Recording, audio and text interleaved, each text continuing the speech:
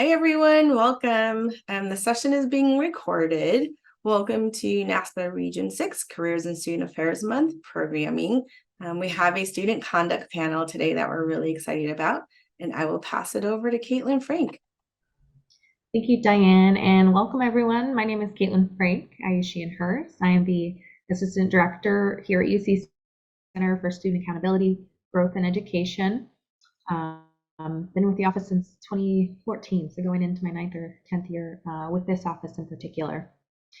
Previously, I held positions in residence life at John Muir College, at UC San Diego, and then progressively in my office, the Office of Student Conduct, as Student Conduct Coordinator and Senior Student Conduct Coordinator. My bachelor's is in International Studies, Political Science, and Economics from UC San Diego, and I'm completing a Master of Dispute Resolution from Pepperdine Crusoe School of Law's Strauss Institute. Fun fact about me, I'm a former second team All-American in the 400-meter hurdles and 4x400-meter relay, and still involved in track as a public address announcer. I'm also joined by my lovely panelists. First, Marie Minnick, the Assistant Dean of Students at the University of San Diego. Marie previously was the Director of Student Activities at USD and Assistant Dean of Students at Santa Clara University, as well as Resident Director.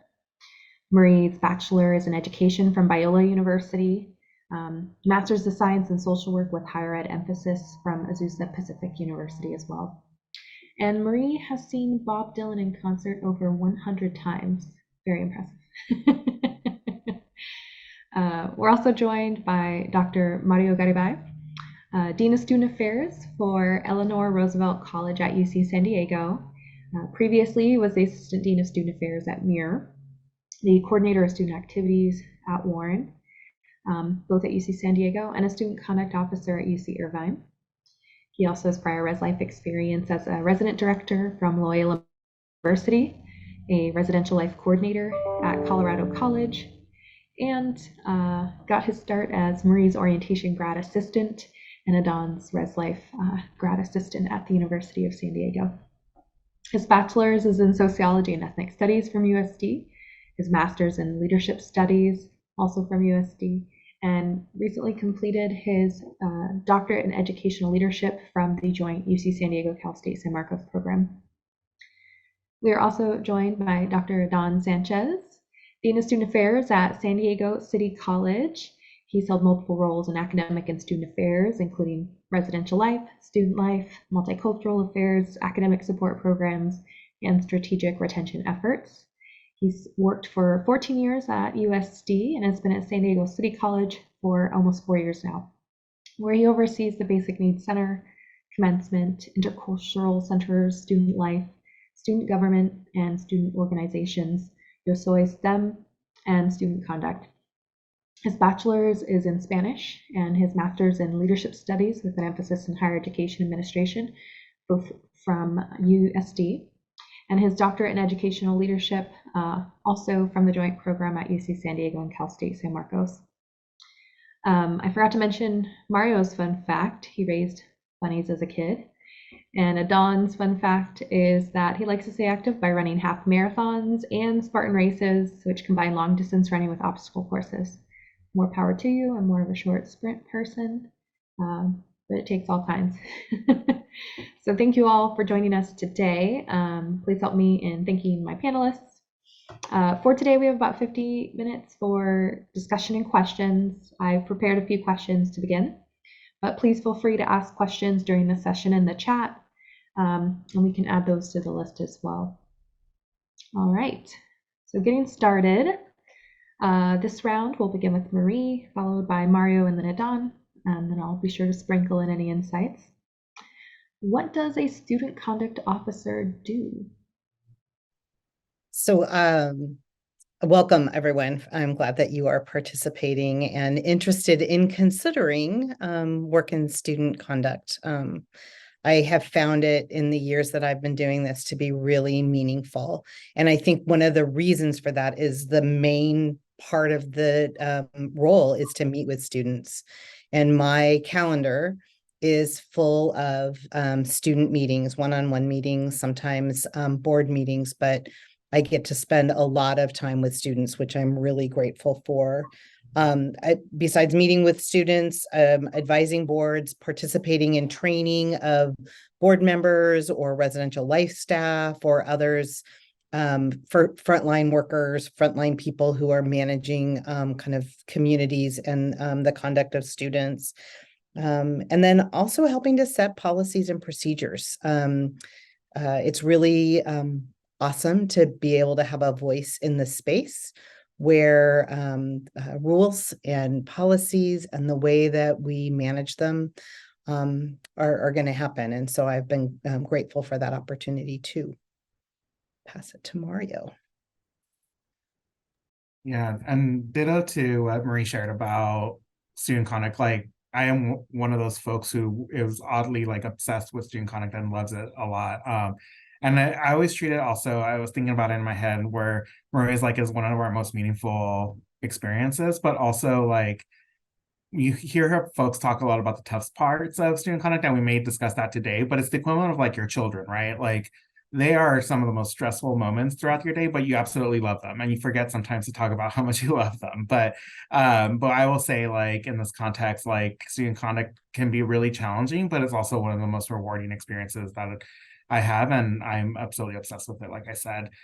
In terms of some of the stuff like that Marie shared, other stuff that I will say, thinking back in terms of when I was, so student conduct has always been part of my role, but not all of it. Like currently my Dean of Student Affairs position, like AI and student conduct are a part of it, but not all of it. But thinking back to when I was at UC Irvine and the student conduct, like oftentimes, in addition to hearing cases involving, alleged student misconduct, like I think oftentimes our office was really seen as someone who can help resolve difficult situations. And I would say like a majority of the time spent was just, being able to consult or, address some behaviors that may not necessarily be student conduct violations, but based on just the experiences that we had with student conduct, oftentimes those would be referred to our office.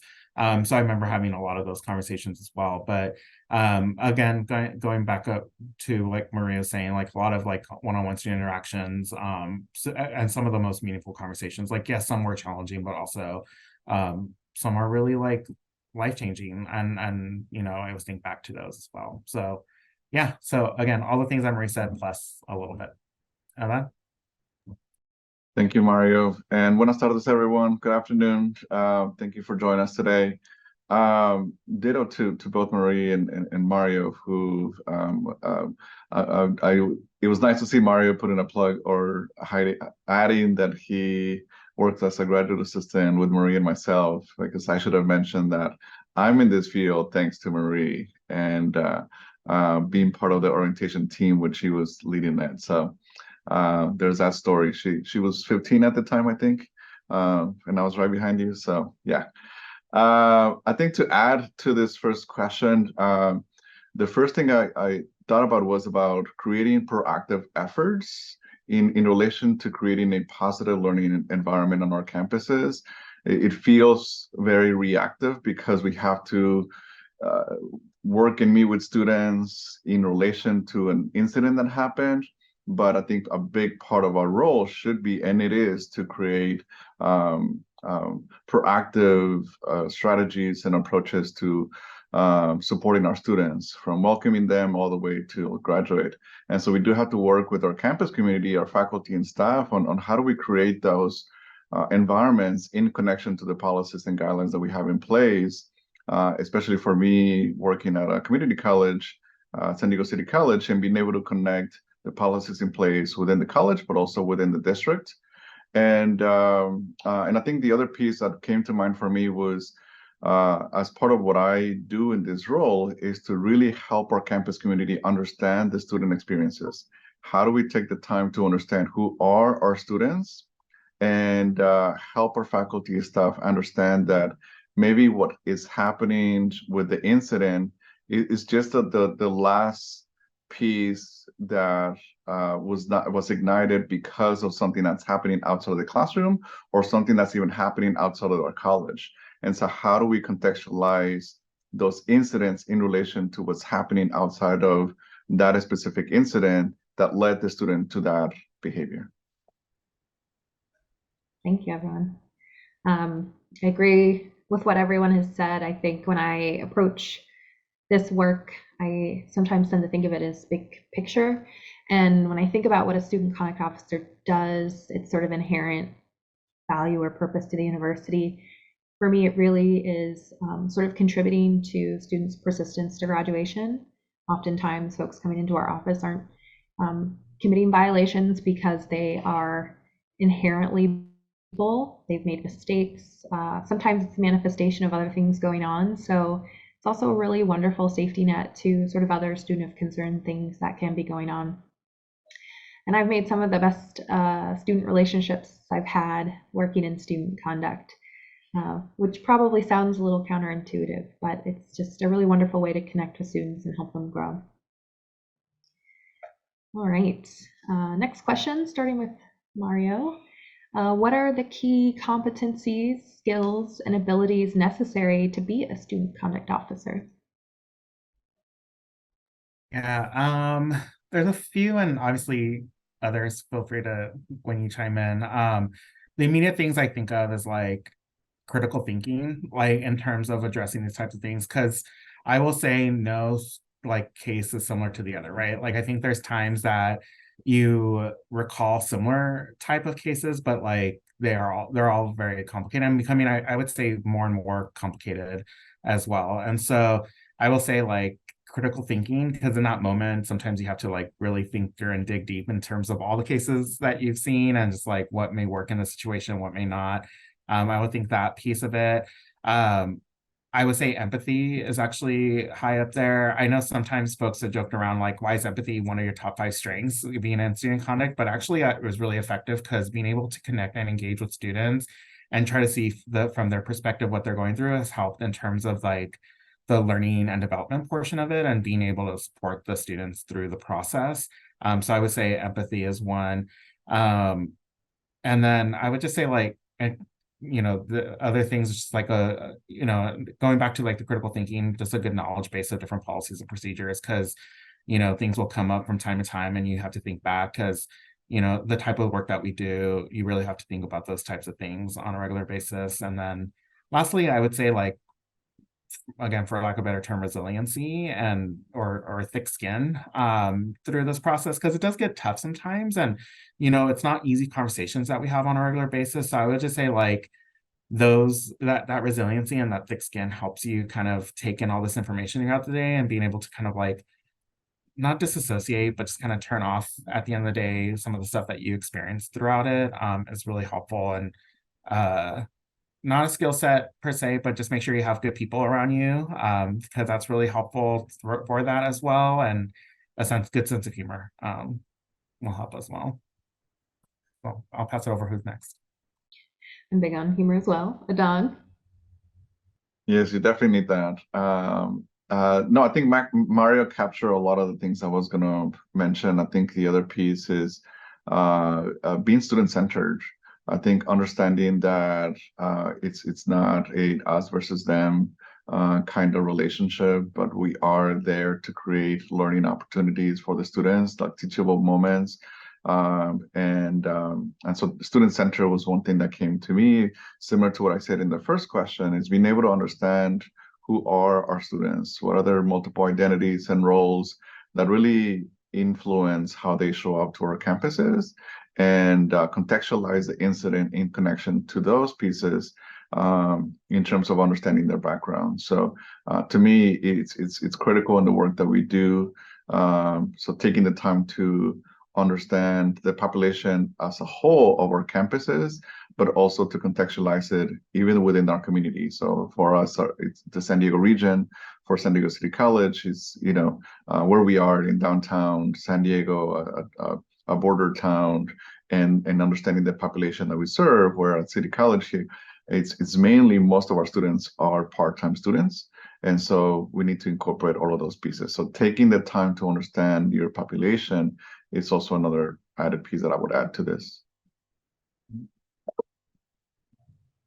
Wise words. Marie? Yeah, thank you both. I think the two things I would add, and following from what Adon said in terms of understanding your population, I think it's also attending to the privileges and perspectives and experiences that you bring into the space, and making sure that both understanding the students, but also having understanding of yourself. And part of that is also that tough skin that Mario talked about. And I think I also had that almost exact language. And then the final thing is the being good at asking questions. And asking questions, we say it here, asking questions in service of the asked. So the idea of asking questions that are going to provide information and help you understand maybe what happened, but also in a way that helps to create opportunities for understanding and learning for the students that you're interacting with. And so asking good questions, I think, is an important skill. I love that. Like a sense of genuine curiosity. For me, I find some of the key competencies, skills, and abilities that really benefit student conduct officers also include active listening. It can be really easy, particularly in this day and age, to listen to respond, but listening to understand is a lot more effective when you're having these conversations. I'm sure others on this panel would agree with me, but in my meetings, I'm doing very little of the actual talking during most of the meetings, and a lot of it is the students sharing their perspective with me. In addition to active listening, I think one of the skills that will really benefit someone in a student conduct officer role is really being able to slow things down, particularly for high-level incidents that might have sort of a public lens on it. There can be a tendency by campus leadership to really move things quickly. And while it's important to be urgent in those times, it can also be really easy for folks to move forward out of fear when they don't even have proper information. So being the person who's like, do we have a report yet? Have we read the factual issues of the case? Is this the best next step? So really being that sort of counterpoint to the chaos, if you will, and try not to get swept up in it yourself. Next question, how does the student conduct process support student development and learning? Adon? Thank you, Caitlin. Definitely through the opportunities for growth, right? Like I mentioned earlier, creating teachable moments. I do think that the student conduct can be a microcosm of our society in terms of creating those opportunities for growth and really work with the students to redirect whatever happened. You know, if it's something happening negative in their lives, like how can we support them on those aspects that are negatively impacting or led to the negative impact of this interaction or this behavior. Really having the opportunity to help students reflect on their behavior, take accountability, and also show the growth of being able to rejoin our community, whether it's a classroom or a department, so that they learn how to move forward. So a lot of us do restorative justice practices in the work that we do to really help the parties involved to understand about the harm that they may have caused, whether directly or indirectly, because of their behavior, and then being able to think about not just the impact, but also think about how can they repair the harm, and being able to, when I work with faculty and staff, when they're like, well, I don't want to get them in trouble, but if, you know, I have the conversation, was like, well, look, this is an opportunity for the student, in this case, to learn from us and with us about something that could really have a negative impact out there in the quote unquote real world, right? And so this is an opportunity, and not just an opportunity, but our responsibility to make sure that the students are taking the time to reflect on these things. So for me, all of those pieces come to mind in relation to student development and learning. Marie. You know, I'm looking at the points that I was going to make sure I made, and Adon did a great job making them. So I think the opportunity to be at crossroads moments with students where kind of helping them remember what their goals are, what their purpose is, why they are in the educational institutions that they are in, and walking with them and providing opportunities for them to kind of get back on track. And so that, I think, is really that developmental piece, and doing it within that restorative framework in a way that does see themselves as part of community, I think is the gift of what we do. Mario.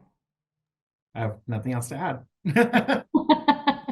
Likewise, I don't really have a lot to add. I think for me, I really would love to highlight what Adhan said about sort of, providing those support systems, but then also really challenging students to sort of rise to the occasion, or Sanford's theory for those student policy, student leadership and development nerds. I think for me, it really comes down to conflict coaching is a way that I think about it, is helping them sort of learn or relook at things in a new way. All right.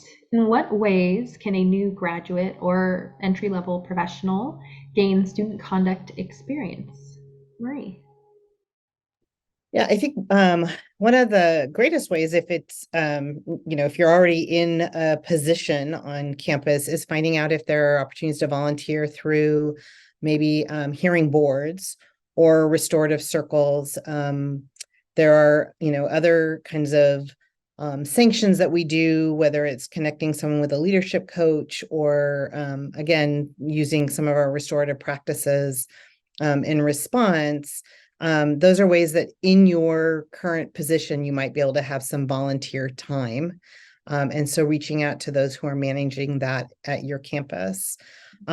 If you are looking for entry-level positions, residential life positions are kind of really a great way to do that. So if you moving to a campus that has residential life positions, that's a great way to do it. And then there are other opportunities, I think, in like student life positions, maybe working with organizational conduct, which really still does have that individual conduct piece. So those are some options. Wonderful. Mario. Yeah, I would say those are some of the so review boards if they're at your institution. I was also gonna plug Res Life as it's how I got my start in student conduct. And then just being able to I wouldn't say experience per se, but even just attending conduct related workshops at either national or regional conferences just to learn more about it. But I would say those are the review boards and Res Life were the two that I was thinking of. Adhan. Those are great things that they both listed. I think for community colleges, one thing that does exist is called SADICA. It's the San Diego and Imperial Counties Community Colleges Association, where folks have the opportunity to be matched with a community college in the region. And then that it's like a internship per se, for lack of a better term, where you are in a specific department supporting one of these efforts. And so I know a lot of community colleges have this. Well, some of them have them. A lot of us are moving into that direction, where we have these folks who are either recently graduate students who are looking for some experience, or folks who want to transition to the community college and they never attended community college, and so they want to learn more about the community college system. So this is an opportunity as well. So it's again, SADICA is SDICCCA, and folks can just look it up. I'll put it on the chat, but for the recording, again, it's San Diego and Imperial Counties Community Colleges Association. That's great. For folks interested in learning more about student conduct and gaining interest, I also will suggest checking out the Association for Student Conduct Administrators, ASCA. It is sort of a partner professional association to NASPA, and they do a lot of student conduct specific work. One thing in particular they provide is a training institute they call the Garing Institute. And one of their foundational tracks, Mary Beth Mackin Foundations of Professional Practice, is considered sort of the gold standard for student conduct officer training nationally. and in some cases can be a qualification requirement for some job cards. So that's a really great place to start if you're interested. All right, Mario, Marie, then Adon, what is the best part of your job and what is your least favorite part?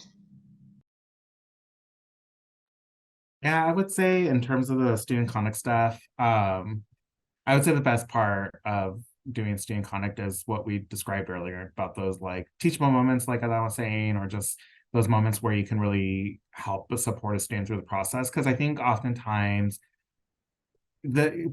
sometimes when students go through the student conduct process, they're like experience a number of other stressors in their life, and you know, for whatever reason, they ended up in your door, you know, well, there's a reason why they end up here, but like, you know, they end up with you, and this is how they were connected to the university in some way, right? And this is how they got connected to college. It's unfortunate it's in these circumstances, but you know, sometimes they never really interact with staff and like a student affairs staff professional until they met you. And so I think in those instances, they sometimes share just what's going on in their personal lives that you can like best support them and kind of give them the resources that they need that they haven't been able to connect to. And those are the situations that I think is really helpful, and to kind of talk through it so that, you know, some of the best relationships that I've built with students were through student conduct. Like I think back to like when I was at Irvine, and there's a student who had gone through the process and ended up working for our office, and it's just, you know, and I think part of that's because you really get into these really, and you force them essentially, but you get them into these really deep conversations with you in a short amount of time, and you build like rapport and trust right away. And I think those are the experiences that I really walk away with and think about like why I love student conduct. And then I think the negative part, or my least favorite part of my job, I will say it's like, and part this goes back to that resilience piece. I think sometimes you have really difficult conversations, and sometimes those teachable situations or those like moments of learning don't happen in that meeting with you, right? And so, you know, for whatever reason, there's barriers to making those connections and engagement, but then you hope, and you know, you hope that later on in life that they look back on that situation and really have reflected upon it. And I think there's stuff that happens on college campuses that you can't just resolve, unfortunately. And, you know, you try to do your best in your roles to best support the students and to address these issues. But at the end of the day, like things are sometimes above us. And so I would say like, there's just some things that are out of our control, especially when it's like a global issue or something like that, and that you can't really manage. But I would say those are the two things. But again, you know, we get through it. The good things definitely outweigh the not so great things, right? I think again, kind of what I had talked about, kind of walking alongside students during those crossroad moments is really meaning making for me. And so that has been a wonderful part of this work. And like Mario, there's students that you make connections with and then have long-term connections with that come back and want to tell you how great they're doing. And that is really awesome. I might have said like 10 years ago that parents and interacting with parents was the part I liked least.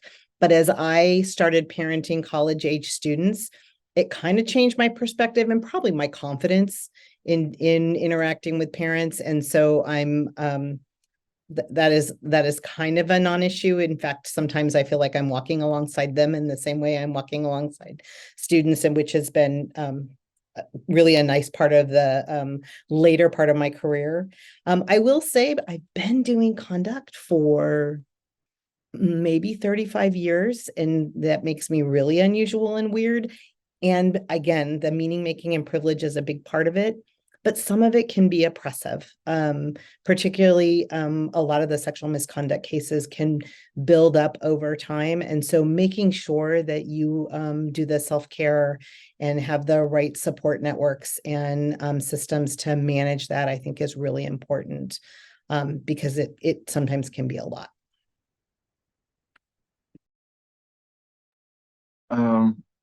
I mean, yes, definitely the connection with the students, really the opportunity to have kind of mentorship relationships with students, especially for me, you know, as someone who identifies as an immigrant, cisgender male, you know, Mexican background. having those conversations with other men of color, it really has a different impact that some of my other colleagues in other campuses.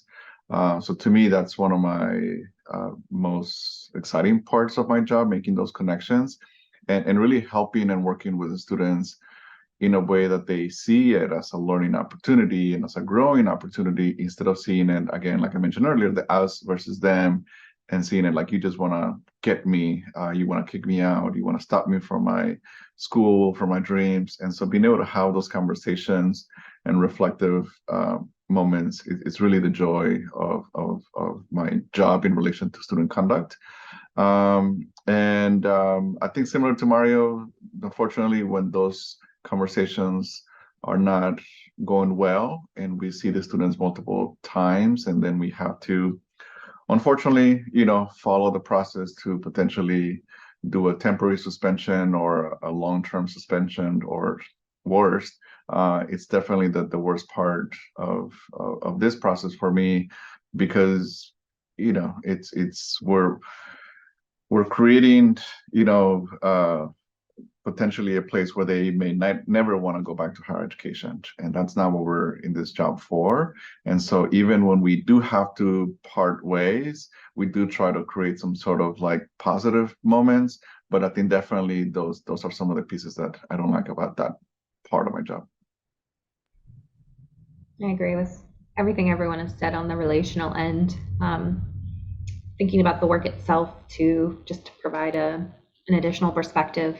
I personally really enjoy critical thinking. I really enjoy reading, developing, revising policy. I really enjoy reasoning through incidents to determine factual findings, reach conclusions, thinking creatively about sanctions that might be appropriate. I also really enjoy sort of, I guess, the challenge, if you will, of having to communicate in what can be sort of elevated instances. So really being thoughtful about what you're saying, how you're saying it, whom you're saying it to, which I think are all elements of the work that we do as well. I think the challenge is, much like others have said, that can weigh sometimes over time, especially if you're not taking care to refill your cup, so to speak.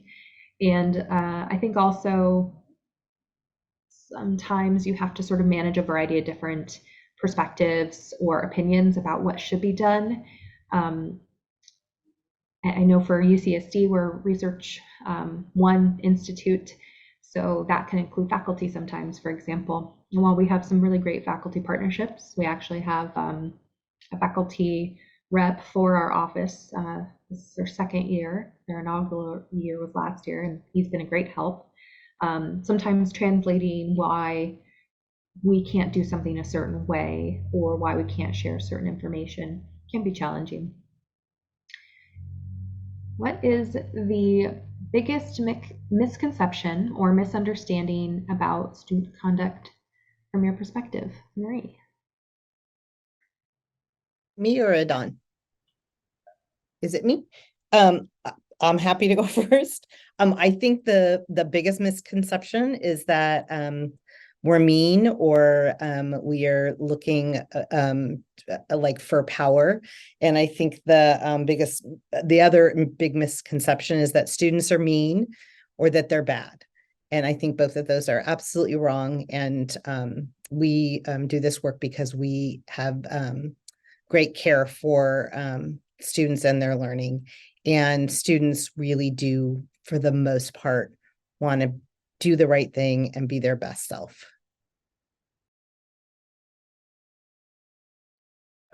I'll go next. Yes, okay. Yes, on that, Marie. I think the other piece is that we're only protecting the college or the employees. It's another one that I get often, and so sometimes that I have to work with the students, in terms of getting rid of that message in their heads, and also that we just want to get them in trouble. That is what our job is as college representatives. So those are the two things that came to mind. Maria?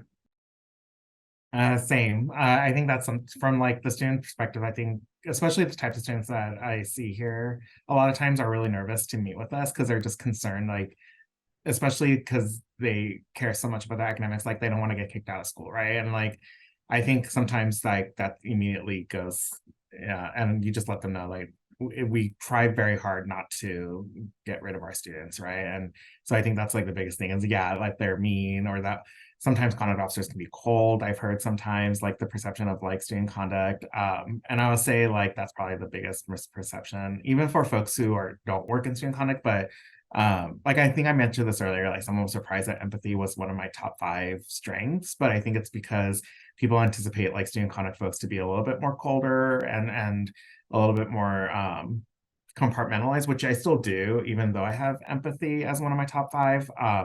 But I think that's one of the misconceptions is that we're cold, but and that it's not that. I think that because people always hear like the type of stuff that we're working with, like that we don't have fun in what we're doing. I know that sounds strange, but like I think folks who are like, oh, I don't want to work in student conduct because it just sounds so tough. But I'm like, actually, it's really rewarding and I have a lot of fun and I enjoy it. And again, like with folks on the panel, we're like obsessed with it, and I think that's sometimes a misconception that folks may have, that it's like, there's a certain type of person that ends up in student conduct and, that's not what they want to do. But again, going back to my res life experience, like until I started doing conduct, I didn't realize how much I would enjoy it. But it's like, yeah, I would say that's probably a conception that it's where all the tough, mean, cold folks end up. But Caitlin? It's so funny you mentioned that. You recalled for me when I was considering the offer to first join Sage, my office, back in 2014. I kept asking people, I was like, I don't know, it sounds kind of scary. Like, I don't know if I want to work in student conduct, but as Ben, my director, likes to say, he very happily converted me. I think for me, a lot of the misperceptions or misunderstandings about this is that it's inherently punitive, that the conduct officers working in this field somehow don't care about students or don't have students' best interests in mind, which I think is really just untrue. A lot of the times behind the scenes, we're the ones working with campus administrators from across campus to ensure that due process standards are met, or to ensure that a student is not held unfairly responsible for something. And I think, again, going back to the process, it can be a little bit different campus to campus, but I know at least at UC San Diego, one of our principles or values is education and fairness. So really just making sure it's a transformational and relational process rather than just transactional, like, boom, you're bad, here's a sanction. So if folks don't leave with anything else today, I hope it's that, we're not the big bad wolves. We do have fun and we have hearts. How does, this is, I think, a particularly interesting question, at least for me, so I hope folks will glean some interesting answers, but conduct can look different at every institution. And so from y'all's perspective, how does conduct at your institution maybe differ from other types of institutions, thinking about private, public, four-year, et cetera? Dawn, maybe you could get us started.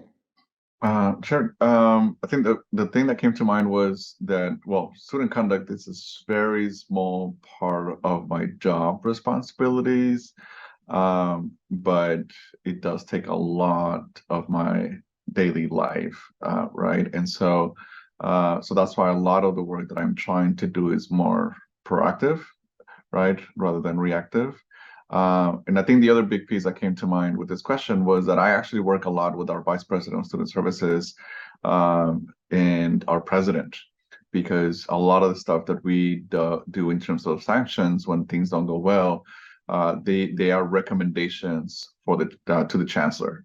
So there's a direct line to the chancellor in relation to suspensions and expulsions and some other sanctions that are kind of like the heavy ones. So there's a lot of steps and communication between the vice president, the president, and the chancellor and myself in terms of some of these cases.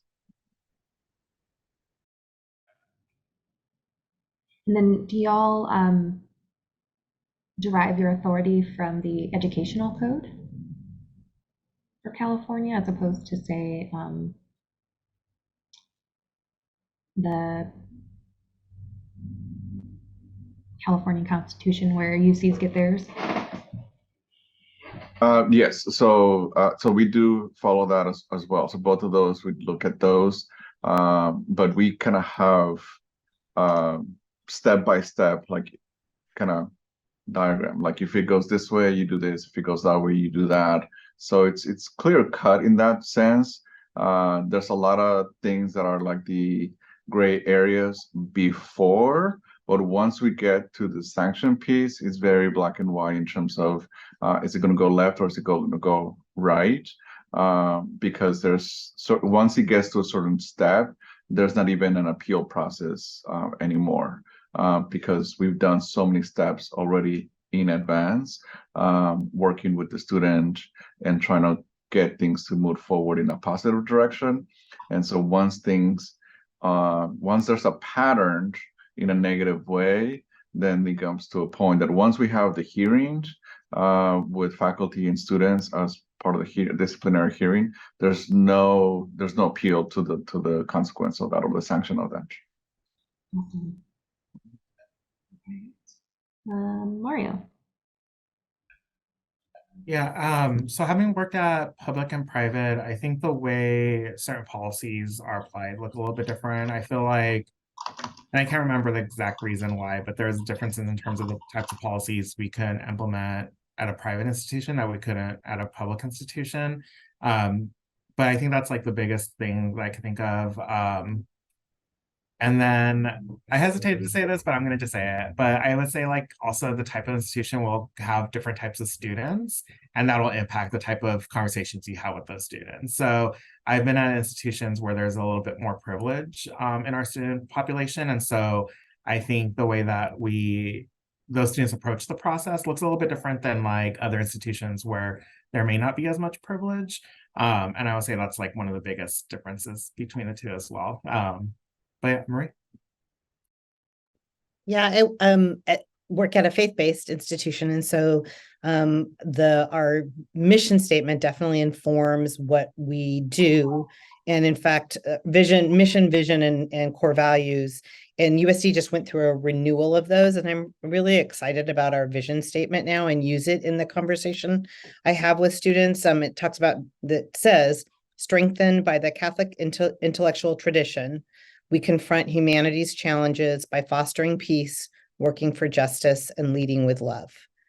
And so being able to use that, confronting humanity's challenges by fostering peace, working for justice, and leading with love in the conversations that I have with students has been really powerful. In kind of past iterations of our mission, vision, values, really focused on community. The other thing that we focus on that was in both is human dignity and ethical conduct, and talking about both of those things as values of this place that students have chosen to be a part of. And so framing the conversations around that has been wonderful. We also, because we're private, have we still are required to provide due process. Every university is required to do that. And but we do have some flexibility in terms of policies. Although I will say that we generally follow, we definitely follow the education laws, because we're still going to need to make sure that we have the same weapons policies that the state of California has, and that we have we follow what the laws are around age of consumption and those kinds of things. And we also, because we're in the state of California, still protect free speech, which is some private institutions in different states might have some more flexibility around that, although I'm glad I'm in California. And then we do have the ability then to also establish some policies that are maybe more specific to who we are. And some of that is to get maybe students connected to wellness resources sooner than maybe if we weren't able to set some of the policies that we set. Yeah.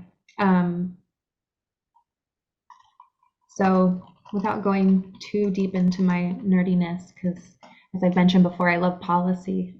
For me, I think a lot of the differences in the types of institutions really sort of boils down to where they draw their authority. And so for many private institutions, particularly those outside of California who maybe don't have the state legislative empowerments, I guess you could call them, to comply with state law. They're really looking at contract law as for how and why they can enforce their procedures. Whereas public institutions, it's often drawn from the state or federally. And so, for example, I think maybe one institution in the entire United States doesn't follow the Title IX rules and regulations, and as a result, they don't receive federal funding. But that's the only way that they can enforce that with private institutions, for example. So it's really fascinating. If you're into policy, let me know. We can sidebar about it sometime. We talked a little bit about this earlier, so I'll just put, if anyone has anything additional to add, what professional development opportunities do you recommend and why, and what's been most beneficial for you as a conduct officer? For me, I think I'll just reiterate the Gehring Institute's Mary Beth Mackin Foundations of Professional Practice. Mario, anything you'd like to add? Marie? I'm going to put a plug in for our San Diego Conduct Officers Gathering. So we gather twice a year as people who work in student conduct in the county. And if it's something that you're interested in, even if you're not doing it in your job right now, you would be welcome to join us. And so we can get your information and make sure that you get those invitations. I'm a big fan of that group. For nothing else than our collective sanity. Adon, anything else you'd like to add? Just NASPA in general, the conferences, the professional development, just the articles that are connected through the networking, being able to take a look at those. And also a resource that was given to me many years ago, and I still, share with folks, is the little book of restorative justice for colleges and universities.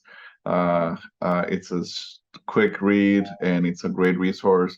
And even if it's not just for student conduct, but just student engagement and working with students, there you go. Thanks, Marie.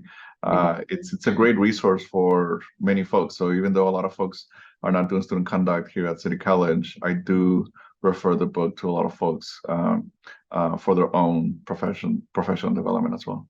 Yeah, all got me thinking. NASPA's Education Law Certificate is also a great one, particularly for folks with maybe less experience in policy. Things like quick 101 about things like freedom of speech, expressive activity, all the good stuff that goes into our work. And then related to RJ, David Karp actually is over at USD. He's a really great campus partner locally, but also nationally renowned for his work in restorative justice. And Caitlin, I'm going to interrupt. So we also offer a restorative justice certificate, but in 2 years, it sounds like we're going to be having a restorative justice master's.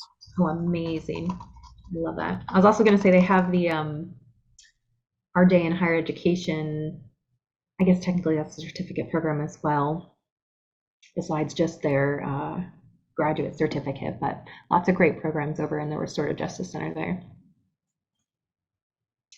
All right, what do you know now that you wish you knew when you first started in the field?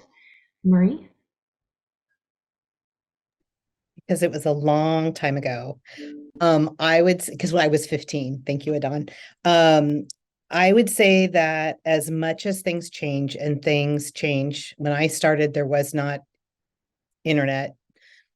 So there was not social media, and that definitely has an impact on the way communities develop and interact. But as much as things change, the things that stay the same is still students want to be treated with dignity, and they want to feel like they belong. And the work that we do needs to continue to support that, even in all the different contexts. Don? I think maybe just a solid reminder that it's it's draining at times.